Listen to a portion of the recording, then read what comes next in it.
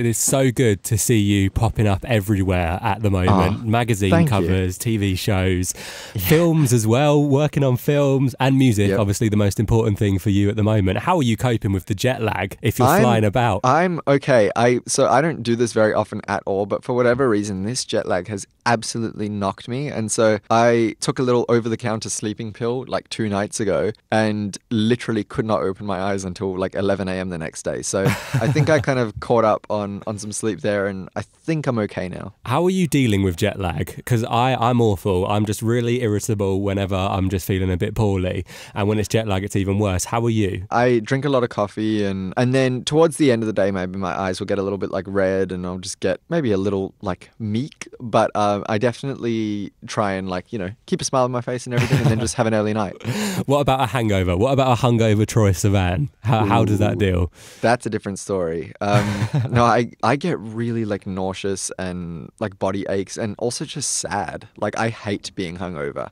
It makes me so sad. See, I find that as well. I find that if I'm watching TV and I'm really hungover, like I'll be crying at adverts and I'll be like, what is going on? And it will just be a normal advert. It will be for something like Domino's and I'll be like, why am I crying at a Domino's advert? How do you get yourself 100%. out of the hungover state? What's your like ultimate hangover day? I probably will just not do very much at all. And I don't know, it's kind of like one of those things where it's like all you want to do is stay inside, but at the same time, it kind of like some fresh air sounds nice. And then like the thought of eating makes you want to vomit, but then it's like that's also going to help you. And so just kind of navigate your way through a bit of a minefield. But yeah, I just drink a lot of water, maybe take like a little Advil or Panadol or whatever, and move on. Enough about hangovers. You've also been doing massive TV shows, like you did the Ellen show as well. I was seeing on your Twitter that you were buzzing about that. What's something that goes on behind the scenes of these sort of massive TV shows that not many people know? Take us backstage. I would say, maybe like the most surprising thing that I sort of expected it this time around, but last album cycle I was really surprised by,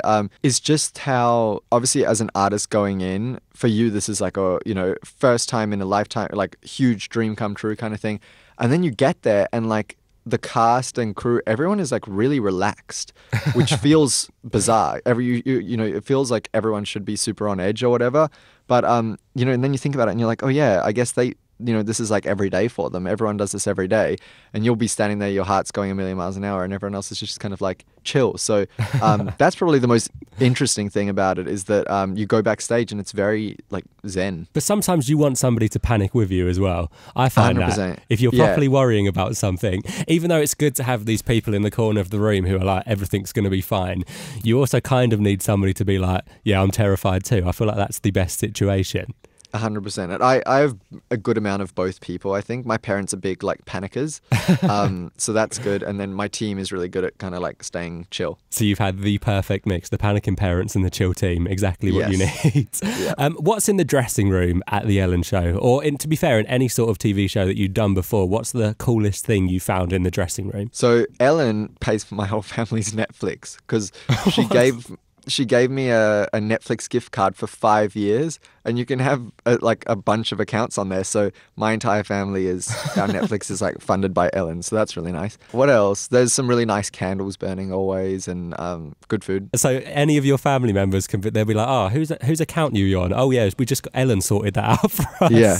No, well, then the thing was I went this time and I was like looking around the dressing room, wondering where my other 5 years was, the next 5 years, because it's almost going to run out probably in like a year or two. And so, and there was nothing. So I was a little bit disappointed. You need to drop her a message. I'm sure she'll be able to sort you out. I'm sure she's got those connections to be able to do something like that. I'm seeing as well that as I said earlier, you're being interviewed all over the place. Is there one question that you wish you were asked? Because obviously I can imagine you're getting a lot of questions, which we're going to ask about later, about album number 2, about my, stuff like that. Is there one question that you wish you were asked? There's a couple questions that I can't answer yet that I'm so excited to be able to answer soon. Like I'd love to be able to be asked, when is the album coming out, and actually have a date to tell people. That would be really nice. Let's talk about your new single. We've been playing My on the show for ages. It is such a good song. I'm obsessed with it. Thank you. Obviously, it's the first track to be taken from album number 2, which we will not discuss when it's being released. How did My come about? It was... I was in Sweden and I was writing with some producers that I'd really wanted to work with for a really long time. And my best friend,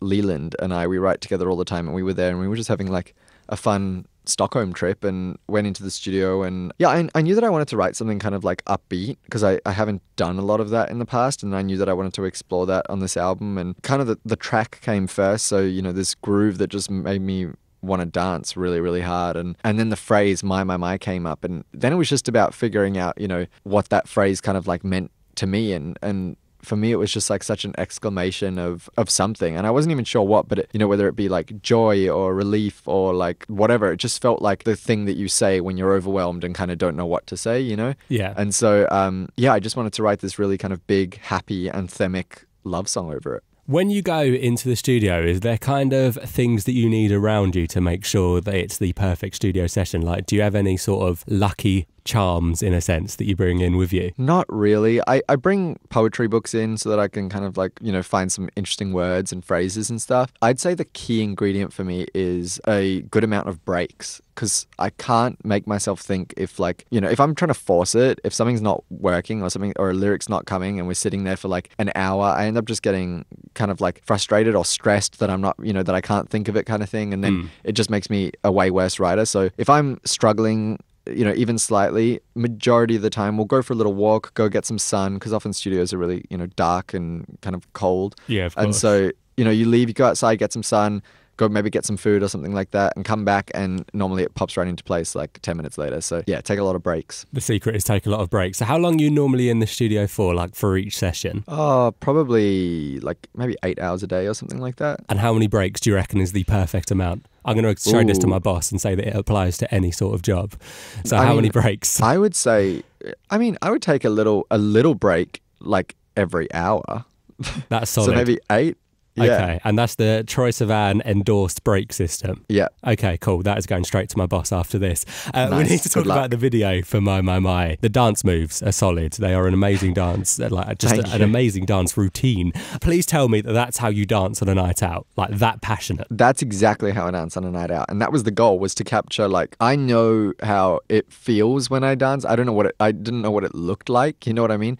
But I knew how it made me feel. And that was the most important thing, was for me capturing that, like, just that freedom and, you know, being comfortable and like confident and like perhaps overly so, you know, and just like letting yourself go kind of. So was there any sort of choreography, or were they just like, Troye, do what you want, dance and just enjoy it, we'll film it, and then we'll piece together a music video after? It was just go for it kind of thing. It was like, you know, a little bit of like keep your head up and your shoulders back or whatever, but it was just kind of the way that I felt. See, that's amazing, because if somebody were to film me doing the exact same thing, it would look a mess. It would look terrible. So those are some moves that you should be very proud of.